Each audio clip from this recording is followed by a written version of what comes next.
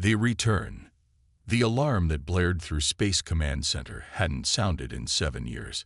It was a specific frequency reserved for one purpose only: the return of a vessel previously declared lost. Commander Eliza Chen sprinted toward the operations hub, her morning coffee forgotten, heartbeat thundering in her ears. "Report," she barked, entering the circular command center where dozens of officers stared at the main view screen with expressions ranging from disbelief to outright fear. Lieutenant Kowalski's fingers danced across his console. "Ma'am, we've got an unidentified vessel approaching from beyond Pluto's orbit. Moving at. This can't be right." He looked up, face pale. "It's traveling at roughly 12% light speed and decelerating." "Get me visual," Chen ordered, her voice steady despite the storm of emotions within. The main screen shifted, resolving into an image that caused the entire room to fall silent. The ship was unmistakable despite strange modifications that sprouted from its hull like metallic coral. The name emblazoned on its side confirmed what Chen already feared: Pathfinder. The deep space exploration vessel had disappeared 7 years ago during mankind's first mission to Ta City. After 2 years without communication, Earth had declared the ship and its crew of 16 lost. Chen had attended the memorial service herself. She placed flowers on empty graves. "That's impossible," whispered Admiral Winters, who had entered the command center unnoticed. "The Pathfinder was destroyed." "Apparently not, sir," Chen responded, studying the vessel's approach. "But those modifications, I've never seen anything like them." The structures that now adorned the Pathfinder's hull glowed with a soft blue-green light. They seemed to pulse rhythmically, almost like breathing. The ship's propulsion system had been completely replaced. Where conventional fusion engines should have been, crystalline formations extended outward, emitting energy signatures that defied classification. "Incoming transmission," announced Communications Officer Park. "Audio only." "Let's hear it," ordered Admiral Winters. A voice crackled through the speakers, distorted but recognizable enough to send chills down Chen's spine. "Space Command, this is Dr. Marcus Reed of the USC Pathfinder. Requesting permission to return home." Chen felt her knees weaken. Marcus Reed had been her mentor at the academy, the brilliant physicist who'd volunteered for the Ta City mission when others had declined, the man whose funeral she'd spoken at. "Dr. Reed," Admiral Winters responded, his voice carefully controlled. "This is Admiral Winters. Your ship was declared lost 7 years ago. Can you explain your situation?" A strange laugh came through the speakers. 7 years. That's interesting. For us, it's been much less. "Admiral, I need to speak with Commander Chen. Is she there?" All eyes turned to Chen. She swallowed hard before leaning toward the microphone. "I'm here, Marcus." "Eliza." "Good. I need you to lead the boarding party. There are things you need to see. Things I can't explain over comms." Admiral Winters muted the channel. "What do you think, Commander?" Chen studied the modified ship on screen. "It's definitely the Pathfinder, sir. But those modifications, they're not human technology." "First contact?" Winters asked, voicing what everyone was thinking. "Possibly." Chen's mind raced through the implications, or something else entirely. The Admiral straightened. "I want a full quarantine protocol. Nothing gets off that ship without complete decontamination. Commander Chen, assemble your team. Full hazmat gear. Let's find out what happened to the Pathfinder." 6 hours later, Chen floated in zero gravity beside the Pathfinder's main airlock, accompanied by a 6-person team: 2 security specialists, a medical officer, an engineer, and 2 xenobiologists. All wore sealed hazmat suits with independent oxygen supplies. "Remember," Chen instructed, "we follow quarantine protocols to the letter. We don't know what we're dealing with." The airlock before them looked normal enough, but the metal around it had changed. Intricate patterns, almost like circuit pathways, spread across the hull, glowing faintly. "Ma'am," called Lieutenant Rodriguez, the team's engineer. These patterns, they seemed to be reacting to our presence. Chen noticed it too. The glow intensified slightly as they approached, pulsing in what almost seemed like recognition. "Stay alert," she ordered, attaching the universal docking mechanism to the airlock. To everyone's surprise, before they could initiate the connection sequence, the Pathfinder's airlock cycled open on its own. "That's not supposed to happen," muttered security specialist Diaz, hand moving to her sidearm. "Hold positions," Chen commanded. "Dr. Reed, are you there?" Silence. Chen made her decision. "We proceed as planned. Diaz and Wong take point. Standard sweep formation." The team entered cautiously. The Pathfinder's interior lighting functioned at minimal levels, casting long shadows down the main corridor. The air was breathable according to their instruments, but no one removed their helmets. "Life signs," Chen asked the medical officer. Dr. Patel consulted her scanner. "One human life sign, forward section. Faint but stable. Just one." Chen's stomach tightened. The Pathfinder had launched with 16 crew members. They moved forward cautiously. The ship's interior was transformed. The standard utility corridors of a United Space Corps vessel remained, but they were overlaid with the same circuit-like patterns they'd observed outside. In places, the walls themselves seemed to have reconfigured, forming smooth contours where angles should have been. "I've never seen materials like this," Rodriguez whispered, running a scanner over a section of wall. "It's responding to electrical impulses, almost like a nervous system." "The ship's alive?" asked Wong, the junior security officer. "Not alive," Rodriguez clarified, "but reactive, adaptive." They reached the bridge, finding it empty but transformed. The captain's chair remained, but the control consoles had melded into something new. A single curved interface with no visible buttons or screens. The viewing ports showed space beyond, but they seemed more like living windows than glass, subtly enhancing the view. "Check crew quarters," Chen ordered. "Find our survivor." The search revealed empty crew quarters, untouched meals in the mess hall as if everyone had suddenly disappeared mid-bite, and research labs filled with equipment that defied explanation. Finally, they located the source of the life sign, the medical bay. The door slid open silently as they approached, revealing a chamber that barely resembled the original sick bay. The medical beds had been replaced by translucent chambers, filled with a glowing gel-like substance. All were empty except one. Floating in the central chamber was Dr. Marcus Reed. His eyes were closed, his body suspended in the luminescent fluid. Thin filaments connected to his temples, spine, and major nerve clusters. He looked exactly as Chen remembered him, his salt and pepper beard neatly trimmed. His tall frame still fit. He hadn't aged a day in 7 years. "Vitals?" Chen asked. Dr. Patel studied her readings. "Stable but unusual. Brain activity is off the charts. It's like his mind is operating on multiple levels simultaneously." As if hearing them, Reed's eyes snapped open.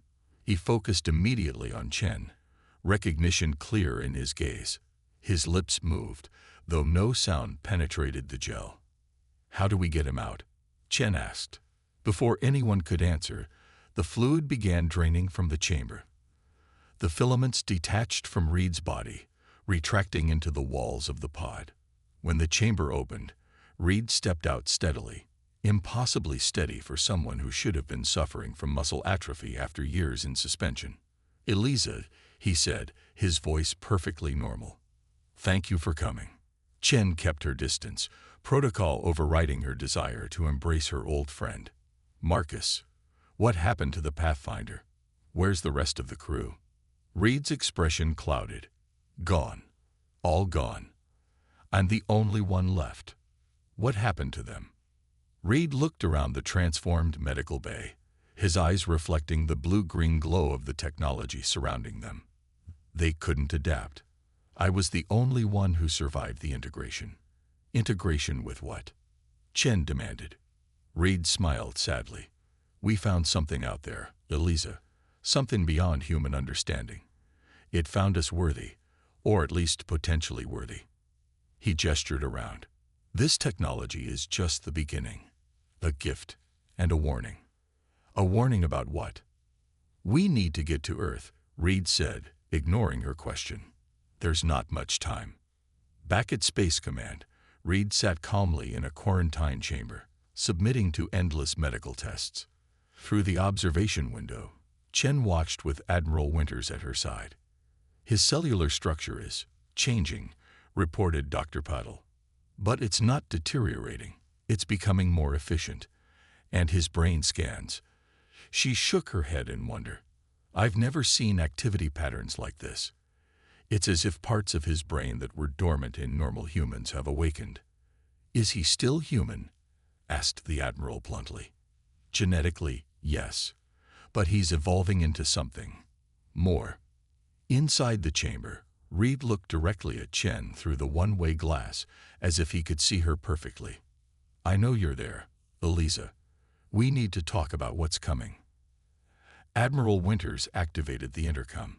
Dr. Reed, what exactly happened to the Pathfinder? Reed's eyes never left Chen. We reached Ta Ceti as planned. The fourth planet had ruins. Ancient technology left by a civilization that destroyed itself millions of years ago. We found a beacon. It activated when we approached. He paused. Then they came. Who came? Chen asked. They call themselves the Architects, a species so advanced they transcended physical form. They've watched humanity for centuries, waiting for us to reach a certain level of development. And the rest of the crew? Winters pressed. The Architects tried to communicate directly with all of us. Their consciousness, it was too much. Human minds couldn't process it. They burned out, one by one. Reed's expression darkened with grief.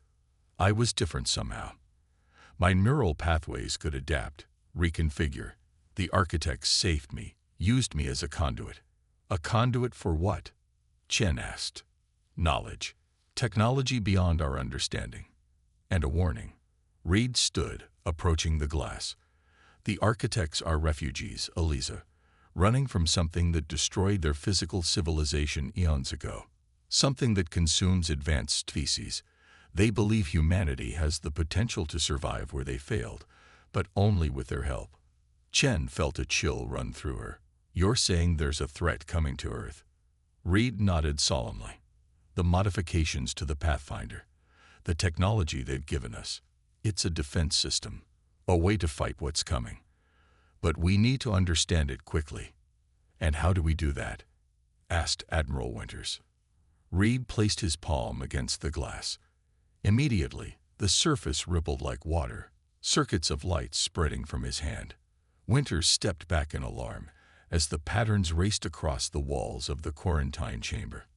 Let me show you, Reed said. The lights throughout the facility flickered. On every screen and monitor, symbols appeared, mathematical formulas, engineering schematics, biological sequences, knowledge flooding in faster than human minds could process. My God, whispered Winters. Chen stared at her old mentor, seeing something ancient and powerful looking back through his eyes. What are you becoming, Marcus? Something new, Reed answered simply. A bridge between humanity and what lies beyond. The question is, are you ready to cross it? As the information continued to pour across every screen in the facility, Chen realized that humanity stood at a precipice. What the Pathfinder had brought back would either elevate their species to new heights or lead them to extinction. And time, according to Marcus Reed, was running out. The Earning. 3 weeks after the Pathfinder's return, Earth's greatest scientific minds gathered at the newly established Prometheus facility, a repurposed military bunker buried deep beneath the Rocky Mountains. Here, isolated from the public and protected by layers of security, they studied what Dr. Marcus Reed had brought back from the stars. Commander Eliza Chen stood in the central observation room, watching the scientists work through reinforced glass. On the other side, the Pathfinder's transformation accelerated daily, the alien technology spreading throughout the vessel like a living thing. Attempts to remove components for study had proven futile. The technology resisted separation, functioning only as an integrated system. Any progress? Admiral Winters asked, joining her at the window. Chen shook her head. The physics team says the propulsion system operates on principles that contradict our understanding of space-time. The biology team can't explain how the organic-synthetic interfaces function, and the computer science team. She sighed. They'd given up trying to interface with it using our technology. And Reed? Chen glanced toward a separate chamber where Reed sat cross-legged on the floor, surrounded by holographic displays showing data streams no human could possibly process at that speed. His body had begun to change visibly. Faint luminescent patterns occasionally rippled beneath his skin, matching the technology's pulse. He spends most of his time communing with the ship, Chen said. When he does speak to us, half of what he says is beyond our comprehension. Winters frowned. I don't like being dependent on him as an interpreter, especially given his condition. Is he still human, sir? The medical team can't say for certain anymore. Before Winters could respond, alarms blared throughout the facility. Red warning lights flashed as security personnel rushed toward Reed's chamber. What's happening? Demanded Winters. A technician at a nearby console responded. Energy surged from Dr. Reed's chamber. It's interfacing with our systems, somehow. They watched as Reed remained perfectly still while chaos erupted around him. The holographic displays surrounding him expanded explosively, cascading across every screen in the facility. Security officers who tried to enter his chamber were repelled by an invisible force field that had materialized around him. Evacuate non-essential personnel, Winters ordered. Full containment protocols. Chen activated her comlink. All stations, this is Commander Chen. Begin emergency shutdown procedures. That won't be necessary, came Reed's voice, suddenly broadcasting through every speaker in the facility. There's no danger. I'm simply initializing the knowledge transfer. Chen approached the observation window. Marcus, what are you doing? Reed opened his eyes, now glowing with the same blue-green luminescence as the ship's technology. What I was sent back to do, Eliza, to prepare humanity.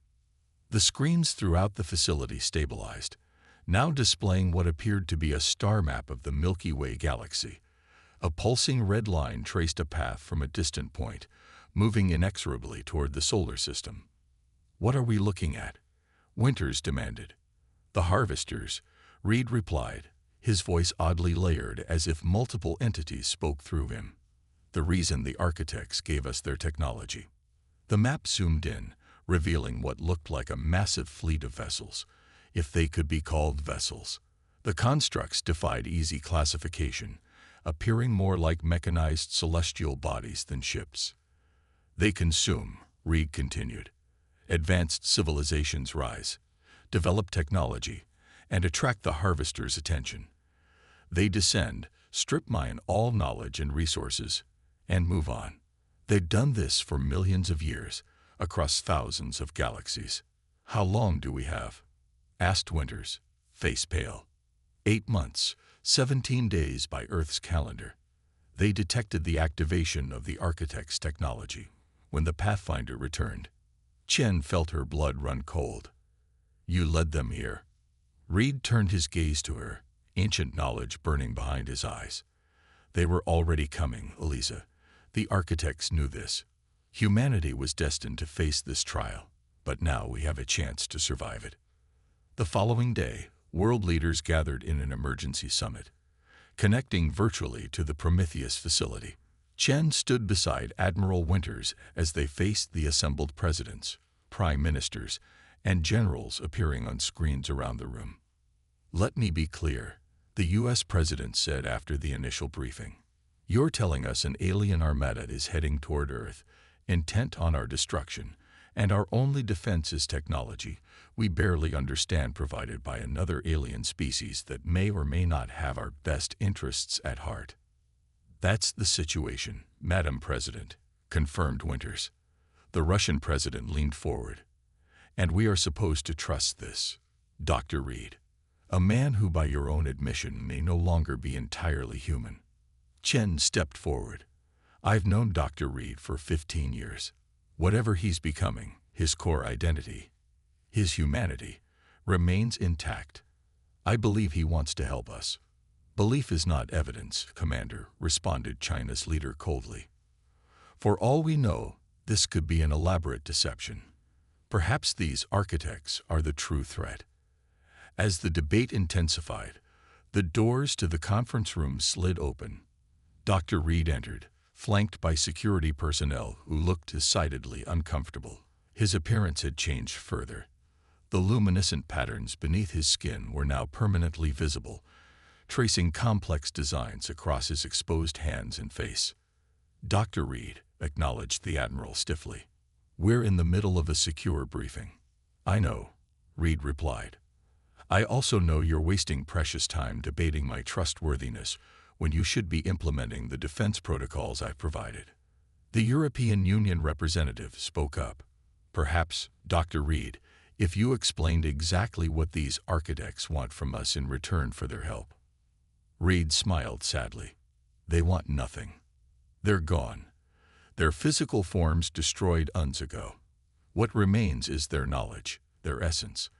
They chose humanity because they see in us what they once were, adaptable, resilient, curious. They believe we can succeed where they failed.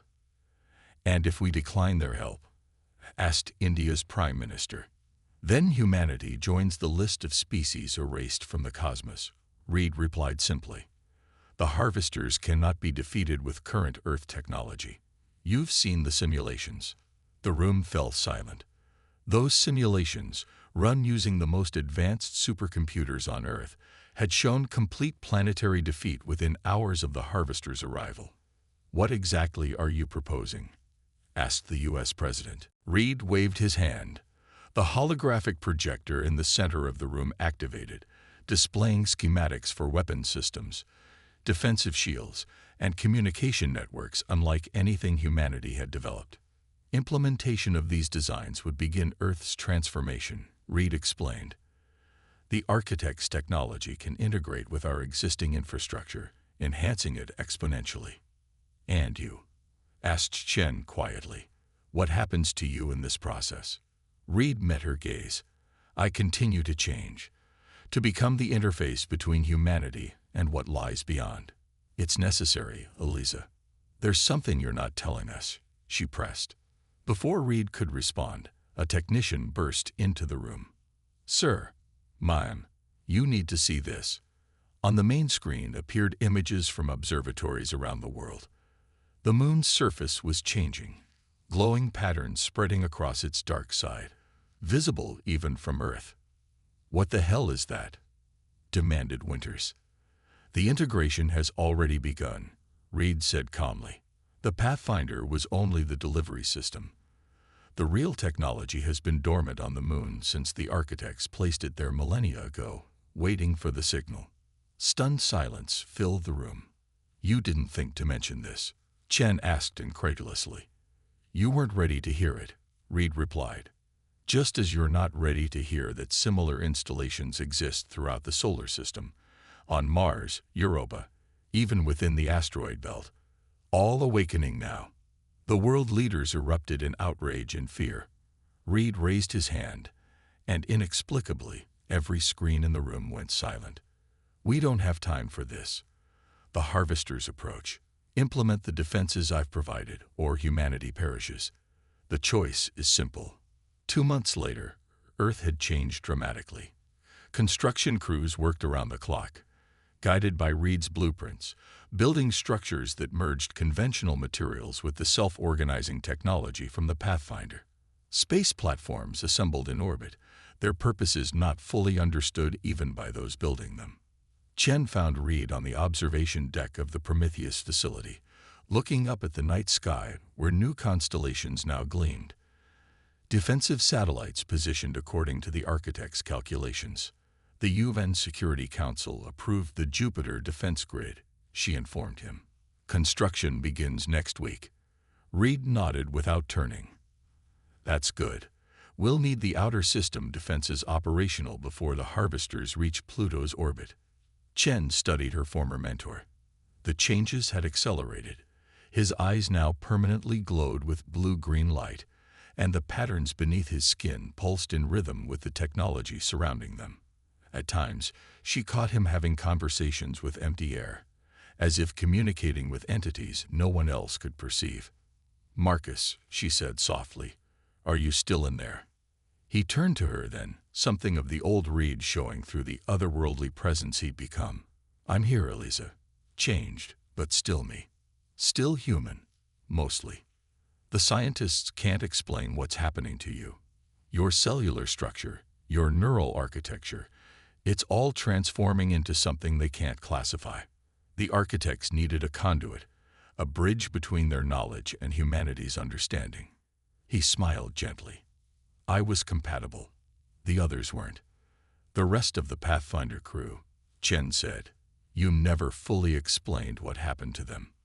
Pain flashed across Reed's transformed features. "When the architects first contacted us, they attempted to connect with everyone aboard. The human mind isn't designed to interface directly with their consciousness. The others, their neural patterns couldn't reconfigure quickly enough. Their minds burned out. But yours didn't. No, I adapted, but even I couldn't save them." He looked down at his hands, where the luminescent patterns formed complex, ever-shifting equations. "Their sacrifice won't be in vain, Eliza. Humanity will survive what's coming because of what we learned." A technician approached, looking nervous. "Commander Chen, Dr. Reed, we're detecting unusual activity at the lunar installation." They followed him to the control center. On the main screen, the patterns spreading across the moon's surface had begun pulsing in synchronized rhythm with installations on Earth, Mars, and throughout the asteroid belt. "The network is aligning," Reed explained, "preparing for what comes next." "Which is what, exactly?" Chen demanded. Before Reed could answer, alarm klaxons blared. A security officer called out, "Unidentified objects detected approaching the solar system. Massive energy signatures. Nothing like we've ever seen." Reed's expression hardened. "They're early. The harvesters must have accelerated when they detected the activation of the defense grid." Admiral Winters rushed in, face grim. "How long do we have?" 72 hours until they reach the outer system defenses," reported the tactical officer. "We're not ready," Chen said, a wave of dread washing over her.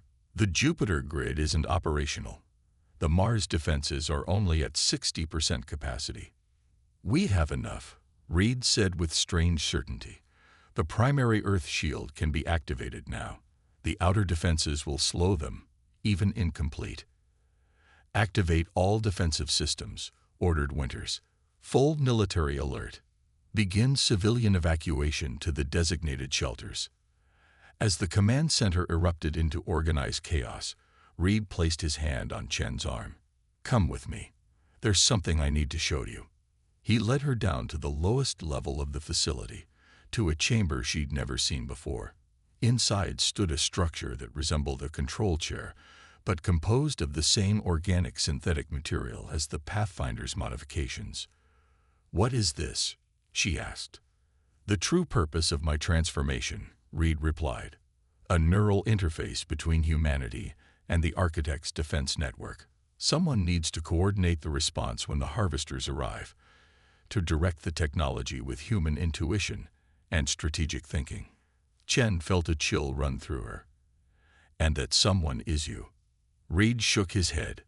"Not me, Eliza. Us." "What do you mean?" "The interface requires two minds working in tandem. One transformed as I am to communicate with the Architect's systems, and one fully human to maintain the connection to humanity's perspective." He met her gaze. "I need you, Eliza. Earth needs you. You want me to." Chen gestured at the alien chair, understanding dawning. "To connect with that thing. To become like you. Not like me. You would remain fully human, but connected to me, to the defense grid, to everything." Reed took her hands in his. The luminescent patterns on his skin briefly transferred to hers before fading. It has to be someone I trust completely. Someone whose mind is compatible with mine. How do you know I'm compatible? The architects knew. They'd been watching humanity for centuries, Elisa. They chose the Pathfinder because I was aboard. They chose me because I could connect with you. Chen pulled her hands away. This is insane, Marcus. You're asking me to plug my brain into alien technology we barely understand. I'm asking you to help save humanity. Reed's transformed eyes burned with intensity. The harvesters cannot be defeated by conventional means. We need to direct the defense grid with precision, with humanity's survival instinct guiding it. Before Chen could respond, Admiral Winter's voice came over the facility's communication system. All personnel, we have confirmation. The Harvester fleet has breached Pluto's orbit. Estimated time to Earth, 60 hours. Chen looked at the alien interface chair, then back at the man who had once been her mentor. If I do this, will I change like you have? No. Your role is to remain human, to be the anchor to humanity's perspective. Reed's expression softened. I would never ask this of you if there were any other way. And afterward, if we succeed, then humanity takes its place among the stars, inheritors of the architect's legacy. A new chapter begins. Chen took a deep breath, made her decision. What do I need to do? Reed smiled. A smile that somehow contained both the familiar warmth of her old friend and the ancient wisdom of the civilization now partly inhabiting him. Just sit in the chair, Elisa. It will recognize you. As Chen approached the alien construct, it responded to her presence, illuminating with the now familiar blue-green glow. The material reconfigured, molding itself to perfectly fit her body as she sat down. Don't fight what you experience, Reed advised, taking position at a similar chair that rose from the floor nearby. Let the information flow through you. I'll be with you the entire time. When the neural filaments extended from the chair to connect with Chen's temples and spine, she gasped as knowledge flooded her consciousness. Stars, worlds, civilizations risen and fallen, the history of conflicts spanning millions of years. She saw the architects as they once were, witnessed their desperate battle against the harvesters, understood their final gambit in selecting humanity as their successors. And she saw what was coming. The harvester fleet, vast and implacable, having consumed countless civilizations in its eternal hunger. I see them, she whispered. We all do now, came Reed's voice, both in her ears and somehow inside her mind. Around the world, the defensive systems activated simultaneously, responding to the joined consciousness now directing them. On the lunar surface, massive structures rose from ancient hiding places. Throughout the asteroid belt, dormant installations awoke, reconfiguring into defensive positions. On Mars and Europa, energy shields flickered into existence, preparing for the coming onslaught. And on Earth, humanity looked to the skies, watching as their world transformed around them, not conquered by alien influence, but enhanced by it. A gift from a fallen civilization to a rising one. A chance to survive what had destroyed so many others. The final test of humanity had begun.